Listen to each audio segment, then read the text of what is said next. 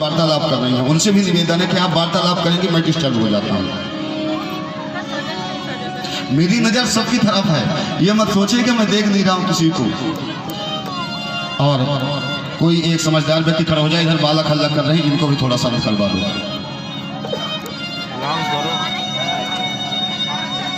महाराज आज वह बालक अपने घर से निकल गया है, रास्ते से जा रहा था। एक महंत जी महाराज बढ़िया खाए पिए मोटे ताजे बैठे थे। महंत जी को देखा, देखता रह गया, बोले ये तो मेरे जैसे ही हैं, क्योंकि भाभी ये कहती थी ना कि पूरा दिन खाता है और बहुत खाता है, करता कुछ नहीं है। अब महाराज ये बताओ, क्या कोई अपने पेट से ऊपर खा सकता है? नहीं, जिसका जितना खाता है वह उतना ही खाता है। बात समझ में आई? जिसका जितना बैंक में खाता है वह उतना ही निकाल सकता है, जिसकी जितनी कैपेसिटी है वह उतना ही तो खा सकता है। भाभियाँ उल्हानी देती रही, वह चला गया है। एक महंत जी के दर्शन हुए। महाराज महंत जी को देखकर सोचने लगा, ये भी साहब मेरे जैसे, ये भी मेरे जैसे खाते पीते पड़े रहते होंगे। कुछ देर में देखा तो महंत जी के 2-4 शिष्य थे, चेले थे, वो भी निकले। वो भी साहब पूछो ही मत, एकदम हट्टे कट्टे। महाराज देखा, बोले अरे ये तो सब मेरे जैसे ही हट्टे कट्टे हैं। बोला इनके साथ रहने को मिल जाए तो बात बन जाएगी। बोलो राधे राधे। अब तो महाराज गया, संत जी को प्रणाम किया। बोला महाराज प्रणाम। बोले बच्चा खुशी रहे, क्या चाहिए? बोलो महंत जी, आप महंत जी हैं यहाँ के? बोले हाँ हम महंत हैं। बोले ये आपके? बोले ये हमारे शिष्य हैं। बोले तो महाराज मुझे भी शिष्य बना लो। बोले ठीक है बन जाओ।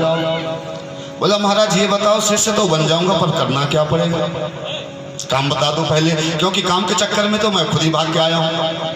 बोले देखो हमारे यहाँ कोई काम नहीं है। बोले फिर भी खाऊंगा तो थोड़ा बहुत तो कुछ करना पड़ेगा। बोले कोई बात नहीं, कोई काम नहीं है, बस आराम से रहो और ठाकुर जी का भजन करो, यही कार्य है मेरे यहाँ, और कोई कार्य नहीं। बोले ये बात तो ठीक है। बोले महाराज ये बताओ कि भोजन कितने बार मिलेगा? महंत जी ने कहा 2 पंगत लगती हैं, एक दोपहर में एक शाम को, खूब चकाचक पाना। बोला महाराज 2 पंगत बस? संत जी ने कहा कोई बात नहीं है, तुम्हें 2 में पूरा ना हो तो तुम सभी पंगतों में बैठना, यहाँ तो अखंड चलता रहता है कुछ ना कुछ। बोले हाँ महाराज जब तो ठीक है, कोई बात नहीं, जब तो मुझे कंठी दे दो, अपना शिष्य बना लो, मैं यहीं रहूंगा। महंत जी ने कंठी दे दी, उसे शिष्य बना लिया।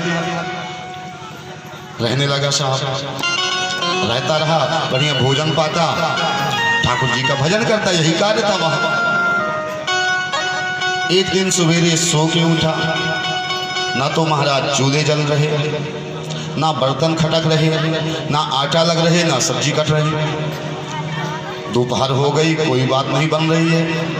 देख देख के परेशान किया, आज होने क्या वाला है, ना तो चूल्हे जल रहे हैं, चूल्हे भी ठंडे पड़े, बनाने वाले भी गोल हैं।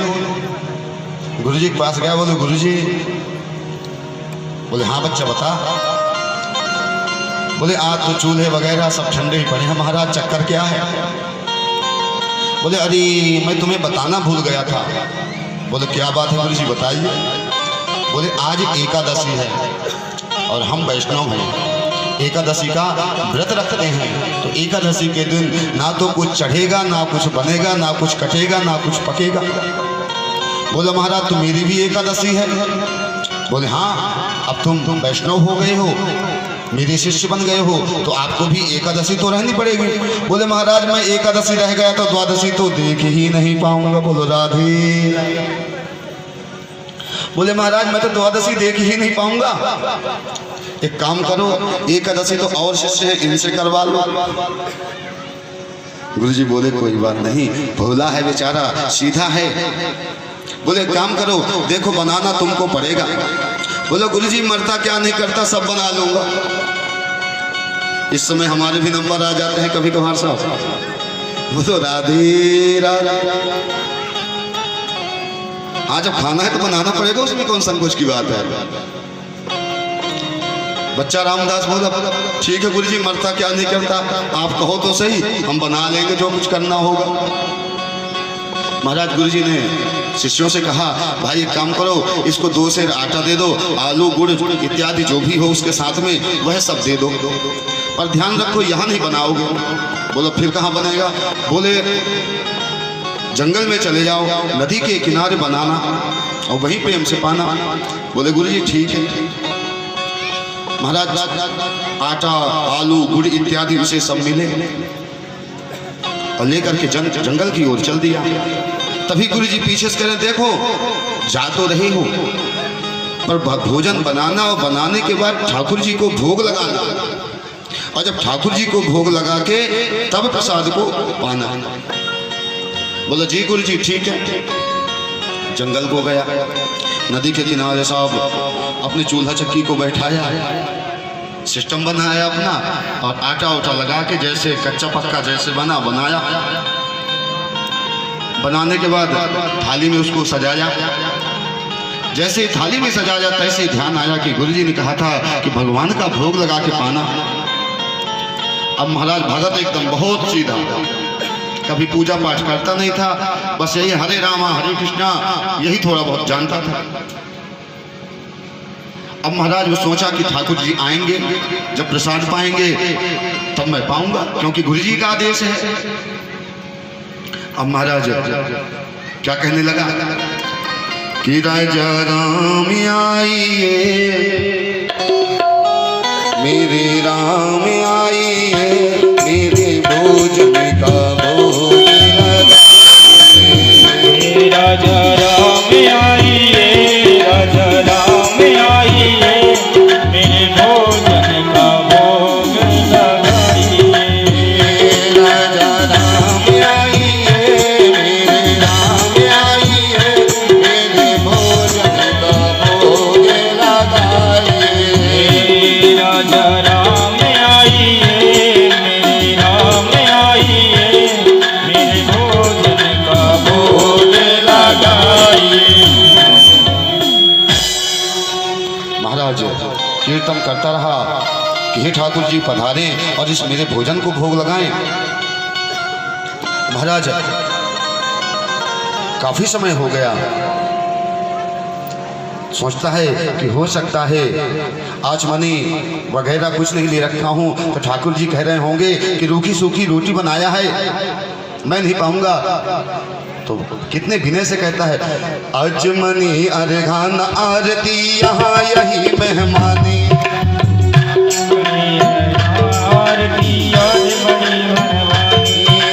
आचमनी अर्घान आरती यहाँ यही मेहमानी।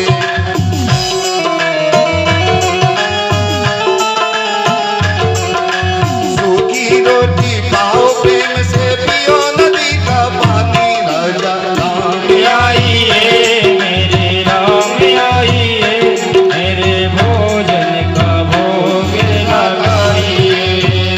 मेरे भोजन का भोग लगाइए। मेरे भोजन का भोग लगाइए। महाराज भगत ने सोचा कि ठाकुर जी सोच रहे होंगे आचमन करेगा, जल छोड़ेगा, तब मैं आऊंगा। बोला महाराज यहाँ तो कोई व्यवस्था नहीं है। फिर लग गया राजा राम आइए, सीता राम आइए, मेरे भोजन का भोग लगाइए। राजा राम आइए, मेरे राम आइए, मेरे भोजन का भोग लगाइए। राजा राम आइए, मेरे राम आइए, मेरे भोजन का भोग लगाइए। राजा राम आइए, मेरे राम आइए, मेरे भोजन का भोग लगाइए। महाराज खूब समय हो गया और ठाकुर जी तो आने को तैयार नहीं, क्योंकि कौतुकी है ना, वो भी तो आनंद लेना चाहते हैं कि देखो कब तक इसकी श्रद्धा है। महाराज ठाकुर जी प्रकट होने का नाम नहीं ले रहे हैं। उसे याद आया कि अरे कहीं ठाकुर जी ये तो नहीं सोच रहे हैं कि तू रूखी सूखी रोटी बना रखा है, मुझे तो मंदिर में बढ़िया मालपुआ खाने को मिलते हैं, मीठे मीठे पकवान मिलते हैं, तेरी रोटी से कौन माथा मारे।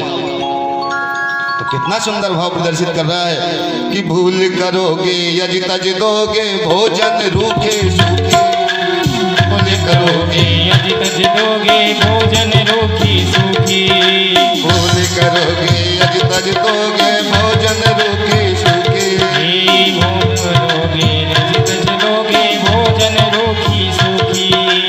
एकादशी आज मंदिर में बैठे रहोगे भूखे, एकादशी आज मंदिर में बैठे रहोगे भूखे। राजा राम आई है मेरे राम आई है, मेरे भोजन का भोग लगाइए।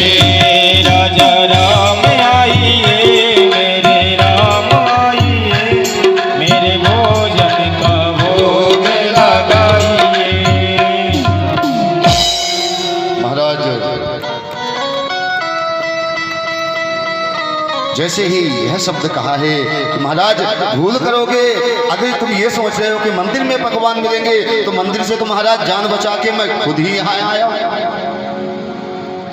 जब यह भाव प्रदर्शित किया है तो आज ठाकुर जी रीझ गए हैं। महाराज आज